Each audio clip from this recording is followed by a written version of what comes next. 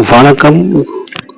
நாம் இன்னைக்கு பார்க்க போகிற கோயில் பார்த்தீங்கன்னா மதுரையில் இருக்கிற இன்மையிலும் நன்மை தருவார் கோயிலை பற்றி தான் பார்க்க போகிறோம். இது எங்கே இருக்குன்னு பார்த்தீங்கன்னா நம்ம படத்தில் கட்டுற மாதிரி பெரியார் பஸ் நிலையம் அங்கேருந்து ஒரு நடந்து போகிற டிஸ்டன்ஸில் தான் இந்த கோயில் அமைஞ்சிருக்கு.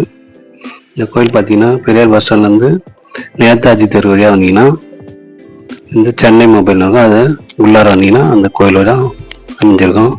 மேலே வந்து கீழே மாசி வீதி மேலே மாசி வீதியோட கார்னரில் தான் இந்த கோயில் அமைஞ்சிருக்கு.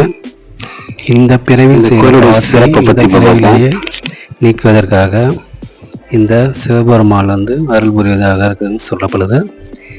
அதனால் வந்து இந்த கோயிலுடைய சிவபெருமானுடைய நாமம் வந்து இம்மையிலும் நன்மை தருவார். அது இப்பிறவிலேயே நமக்கு நன்மை செய்வதனால வந்து இந்த சிவபெருமானுடைய பெயர் வந்து இன்மையிலும் நன்மை தருவார் என்று அழைக்கப்படுது.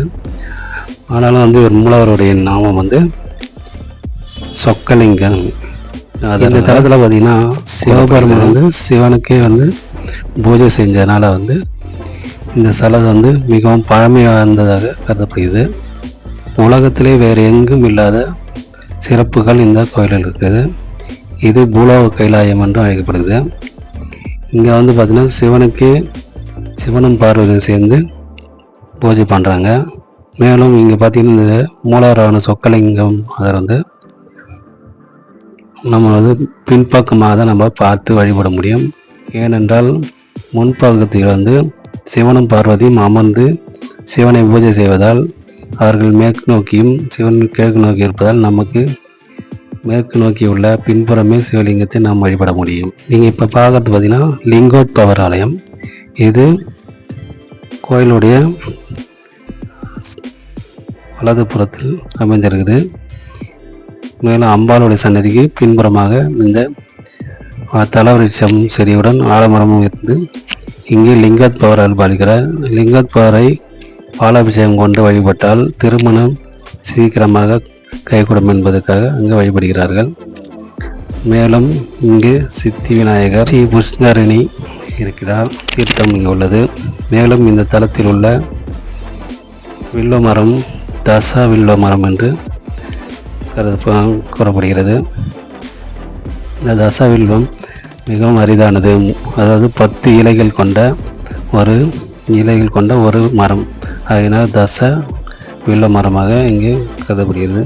மதுரை மலையத்து வாசு மன்னர்கள் மகளாக பிறந்த மீனாட்சியை கரம்பிடிப்பதற்காக சொக்கநாதராக அவதரித்த சிவபெருமான் மீனாட்சியை கரம்பிடித்து இந்த திருவிளையாடலை நடத்திய தலைமை இந்த மீனாட்சி திருவிளையாடல் மற்றும் இந்த இம்மையிலும் நன்மை தருவார். மீனாட்சியை கரம்பிடிக்க மன்னராக பொறுப்பேற்ற பிறகு சொக்கநாதர் சிவபெருமானை வழிபட வேண்டிய இருப்பதால் அங்கே வந்து பழக்கம் உள்ளது. அதனால் சிவபெருமான் வந்து லிங்கத்தை பிரதிஷ்டை செய்து சிவபெருமானும் மீனாட்சி அம்மாளும் சேர்ந்து இந்த லிங்கத்திற்கு பூஜை செய்ததால் இந்த திருத்தலம் மீனாட்சி அம்மாள் கோயிலை விட மிகவும் பழமை வாய்ந்த கோயிலாக கருதப்படுகிறது. சிவபெருமான் பொறுப்பேற்பதற்காக வழிபட்ட இந்த லிங்கம் என்பதால் இங்கு நமது மிகப்பெரிய பதவிகளோ இல்லை அரசியல் பொறுப்பேற்பதற்கோ இந்த சிவனை வந்து வழிபட்டு சென்றால் மிகவும் பதவியில் சிறந்து விளங்குவார்கள். மேலும் பதவி உயர்களும் கிடைக்கும். ஆகையால் நிரந்தர பதவியாகவும் அமையும். ஆகையினால் இங்கே வந்து அனைவரும் வந்து இங்கே மதுரை சார்ந்தவர்கள் பதவியேற்கும் போது இங்கு வந்து வணங்கிட்டு செல்கின்றார்கள். பதவியேற்பவர்கள் ராஜ உபச்சார அர்ச்சனை என்று ஒரு அர்ச்சனை செய்து வழிபட்டால் மிகவும் நன்மை அளிக்கின்றது. மேலும் இங்கு பார்த்தீர்கள் என்றால் 60 மற்றும் 80வது திருமணங்கள் இங்கு நடத்தப்படுகிறது. இதுவும் இங்கே சிறப்பு வாய்ந்ததாக உள்ளது. மேலும் இங்கு அமர்ந்திருக்கும் அம்மன் மாங்கல்ய வராக பிரதியாகி ஆகையால் இவள் மாங்கல்யம் தருவதாக அம்மன் இருப்பதால் இங்கே வரும் பக்தர்கள் இங்கே வணங்கி சென்றால் திருமணம் கைகூடுவதோடு சிறந்த மணமக்கள் அமைவதும் இயல்பாக உள்ளது நம்பப்படுகிறது. இங்கு பூஜை செய்வோம் மாலையை சிவனுடைய மாலையை வந்து சண்டிகேஸ்வரர்களுக்கு அணிவிக்கின்றார்கள். இதனால் வந்து சண்டிகேஸ்வரருக்கு எந்த கோயிலிலும் அர்ச்சனை கிடையாது. ஆனால் இந்த கோயிலில் சண்டிகேஸ்வரருக்கும் அர்ச்சனை உண்டு.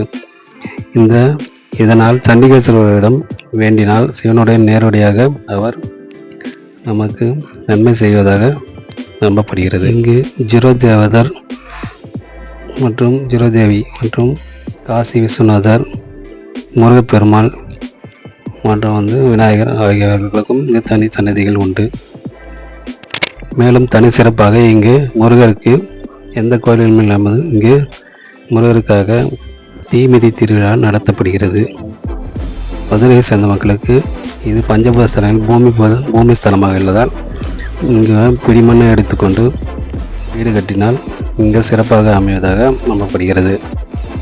மேலும் தனி சிறப்பாக இந்த கோவிலில் நமது முடக்கு தோஷம் எதுவாக இருந்தாலும் இந்த கோயிலில் நமது குறைகளை சொல்லி தீபம் ஏற்றி வழிபட்டால் இங்கே நம்முடைய முழுமையான முடக்கு தோஷங்கள் நீங்கி நமது புது பலன்களை அடைய முடியும்.